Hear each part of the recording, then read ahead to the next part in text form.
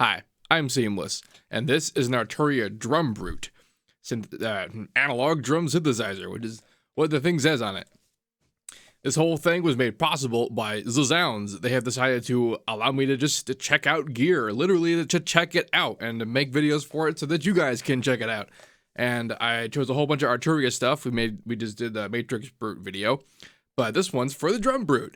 And I have had hardware samplers, and I do have sort of the modular version of this, where like the broken out individual deals, but this is the first like fully together up a drum machine I've used, and it's also the first fully analog one, and it's analog in all the ways. I don't just mean, I wonder if that really qualifies, like the way that it handles the sequencer. I guess it's not 100% super analog.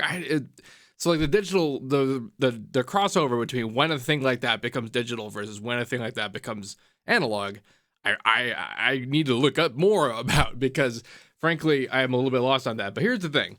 This thing, insofar as what it has advantages. An analog drum generation has advantages. And get ready for me to show you them, because this whole thing is going to be about why getting this thing is good, because it is trivial to take the sound from something like this,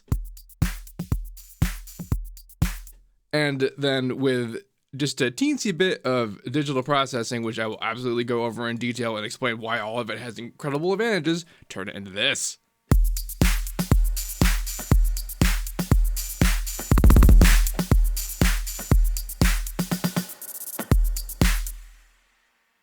That's what I want to talk about this thing. So, where the value begins, of course, in most analog pieces of hardware is just a discussion about the fact that it is analog.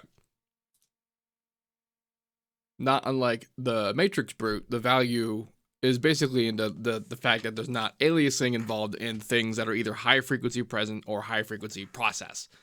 Those two things have a tendency either in itself to be generated in ways that will generate aliasing if it's digital, or to then create problems in digital aliasing later when processing. And there's a bunch of reasons why this ends up being a little bit better, like for the way that it generates. But the biggest, most important one is that because the sequencing involved is also analog, I guess, it means that the timing and the hit of each of the note is a kind of perfect that doesn't really come for free in the digital world. Sometimes you can make it happen, and it is not just about getting the samples, because you could just sample something like this, and it wouldn't be too much of a stretch to process it in such a way that it would eventually come out sounding like it. But part of it is also the fact that it's not just so much being sampled as it is also things like it's just the one thing. It's just the one oscillator generator for whatever kind of drum it is. So when you re-trigger it, it has to stop and restart, and that reality is different in the analog universe than it is in the digital universe.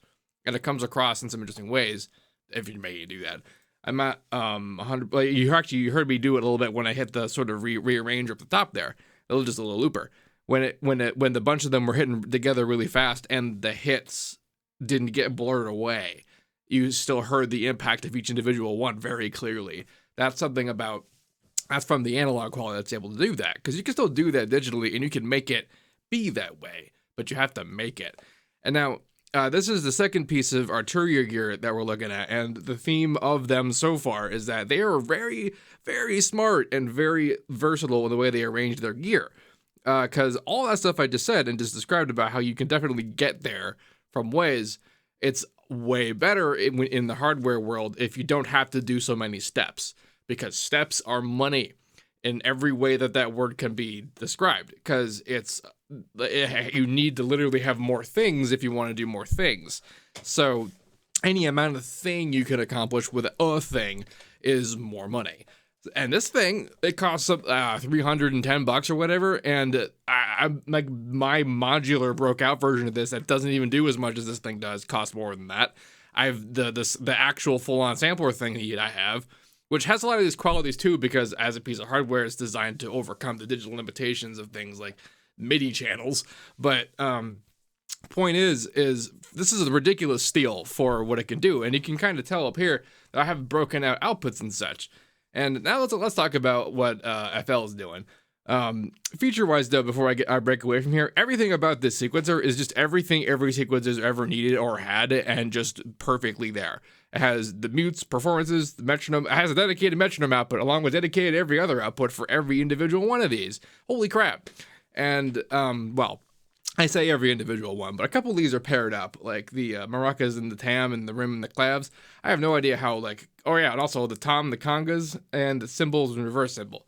That seems pretty normal, actually, and if it's not normal, it seems like an awesome choice, to be perfectly honest. I don't know how I've never used like an 808, a literal 808, so I have no idea, like, if this is huge references to stuff or not, but point is there's barely a reason to even talk about the sequencer. There are people who have made videos performing just with this, making whole musical songs, and that says way more about the capabilities of this thing than any words I could string together.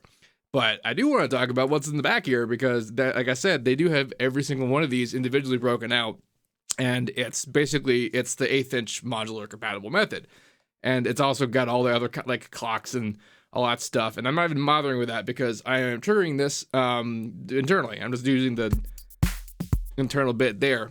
There's also a filter kind of on there. And like I said, the performance capabilities are pretty epic.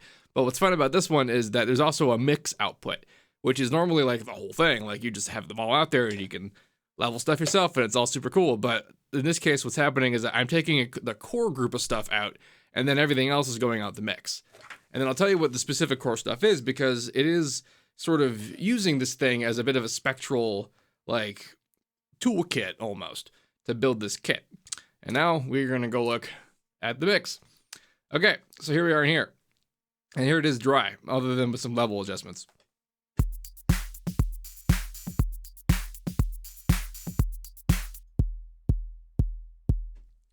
So here's super cool, impressive thing one.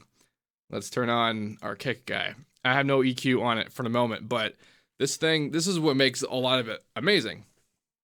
I talk about the benefits of not aliasing a lot in terms of like a sonic quality, where that feeling, quote unquote, that analog has, like, you know, like a trademark analog sensation, is the feeling of complete cleanliness in relationship to the like source material. And I've always been speaking of that in terms of just the feeling, just like you hear a musical or a note and you can tell and it feels good. But this is the first time I've experienced this in like a percussive quality, and also have been able to see it. This is the Fruity Peak controller, and I'm using the kick input here, and look, like, I'm gonna actually, let's just play it. I'll mute it. The thing that's really cool about this is normally when you're messing with this, we mess with it and use any other kicks. There's all sorts of like fun tricks and math and like jokes. There's ways you can mitigate certain other problems, but this just doesn't have them. If I make it go fast enough and hard, look how tight that is. And you heard, and you can see how low and long and bassy this note is and how nice and clean it is. And yet, like, this is the output that we're getting out of the Peak controller, which is insane. Like, the fact that it's this clean and sharp and defined is nuts. And it's because there's no like offending quality in the thing enough that it's able to track it that well. There's not a problem for it in the detection. And that means that we're able to use the signal in real time to do pretty complicated stuff. And in this case, as you might imagine, if you've followed anything I've ever done, you will have guessed I'm using this to automate the release time and the maximus that all of this is going into. Now, the timing on all of this, this is why I have an EQ on this and active instead of just off, along with the other things, is because I want to make sure everything's all perfectly aligned, because the alignment is the point. I want to not offend the alignment. And in fact, I just realized there's one feature I'm going to enable right at the end here that'll actually make this a lot better.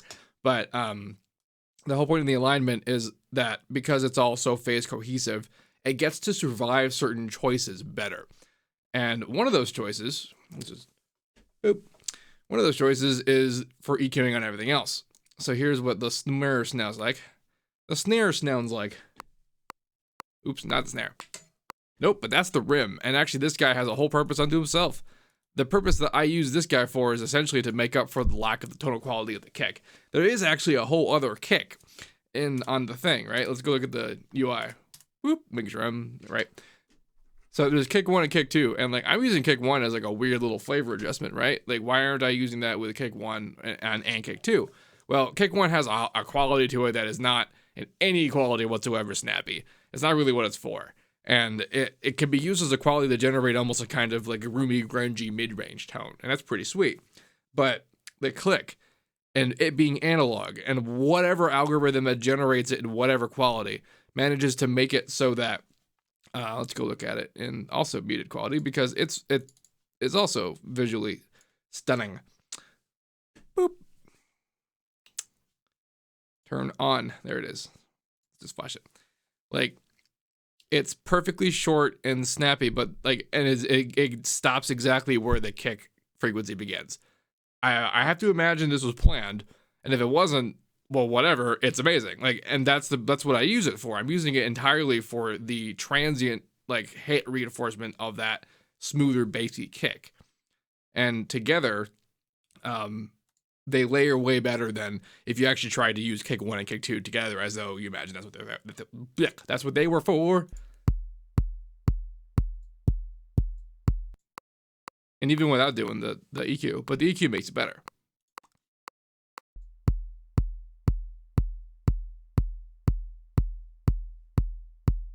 So that's the strategy in actually like utilizing kick, like the kick to make kick 1 and 2 there better.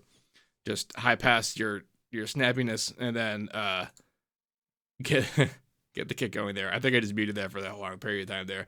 Derp, I'm trying not to do that again. Anyway, the snare is a pretty basic 990 sounding kind of thing. Maybe it was what 808 sounded like. Maybe that's what they both sound like. I lose track, man. I hit the space bar as if that was going to do something. And surprising no one, this is layered with the clap. Which is also, the clap is also going into the mix because that's where the reverb is.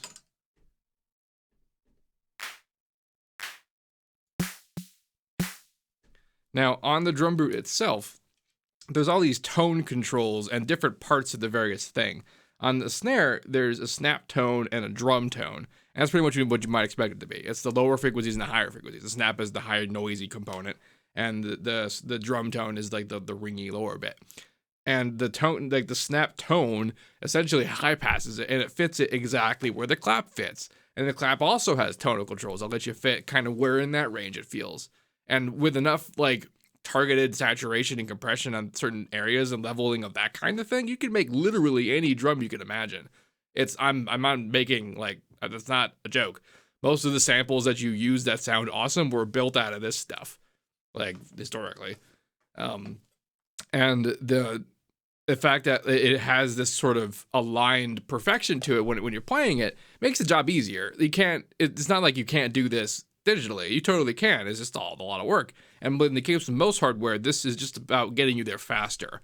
And if you're a hardware person, this is about getting you there without having to spend and have a whole bunch of different other pieces of gear. That's any one pieces of gear goal, is to be efficient enough to not like have the money to spend for it. Now, also on the main guy are these two filters. There's the straight up, like it's bypassed by default, but there's a straight up low pass filter and a high pass filter.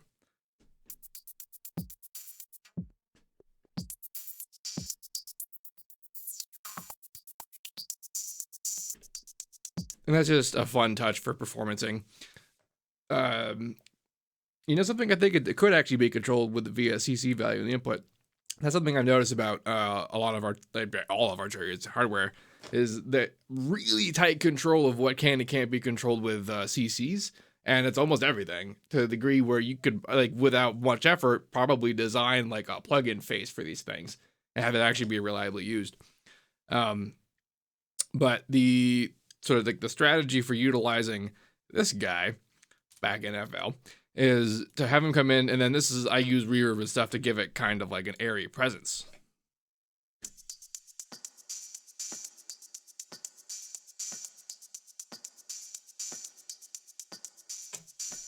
Plus the high cutoff here to cut off the very present high, like ringing high frequencies that when compressed get very loud.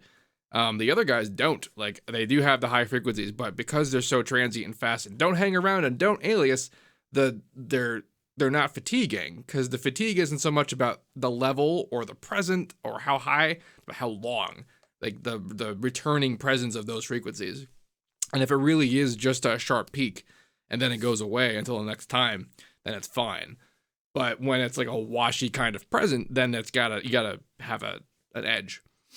And this is a lot easier because, again, the sources are so perfect. What I find kind of funny about this. You ever get that quote unquote the Grammy Award winning advice where they tell you to be really delicate about things and not do super harsh stuff and minimal processing and blah, blah, blah. And I've not ever taken that advice seriously when I work with digital stuff, but I am taking that advice seriously when I'm working with this stuff. And now it's making a hell of a lot of sense. That advice is not unlike Olympic weightlifter advice. It's for when your body is already way beyond intermediate level. And now you need advice for doing the things that are like superhuman. And this is sort of that. This is when you have material that's so good, so tight that you have no choice but to be careful. And on the master for this, not only am I doing that whole release time automation thing, but I'm also doing parallel compression. I am using the low, mid, and high to do just the kind of OTT stylish smooshy, but I am using this LMH mix to have it be almost off and combining it with just the straight full band unphased, because these are our filters doing the thing here, like unphased touched mix. And even if I didn't do that, the damage that it would do to this content still wouldn't take it down to what digital stuff usually is by the time it gets here. You would have to try so much harder, and that's really why it's valuable, because trying harder in this regard basically means you can push it harder. You can go really, really far with it before it starts to be an issue. And this, like I said before, I routed the clap into here, which is where also there's reverb, and that helps to give the snare presence, like, you know, a width, because this thing isn't stereo. There's no stereo effects or outputs on this at all. It's all just the main outs of each individual drum and the mix out of the whole thing together. Well, really, it's whatever's left. What I like about that is that it actually straight up gets that if I take the output of the thing out, that I want it out of the mix. There's no way to tell it anything like that. It just is that way. And that's great. It's one of those really smart, clever choices that Arturia just makes constantly in their hardware. And yeah. So, like I said before, the really clean signal that comes out of the kick because of the analog quality translates also to a really clean automation curve. I hit the spacebar again, like I was going to do something.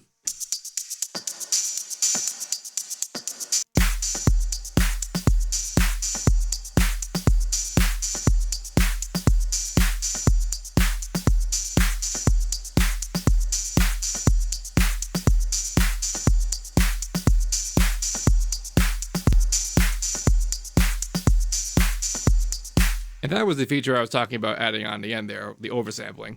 Because we've been talking about all this like super good, super nice analog stuff this whole time, its quality is a thing that's higher frequency than our sample rate. And oversampling lets it run processes like these that can be like a delicate intersample thing at higher sample rates so that it can handle that kind of thing. And on top of that, what I'm going to do is we're now going to look at the automation that I used here. Because this is the thing that I was using, but then what I actually did was put it through an XYZ controller here. I'm going to use that to adjust the curves to show you how far it can get pulled because it's analog.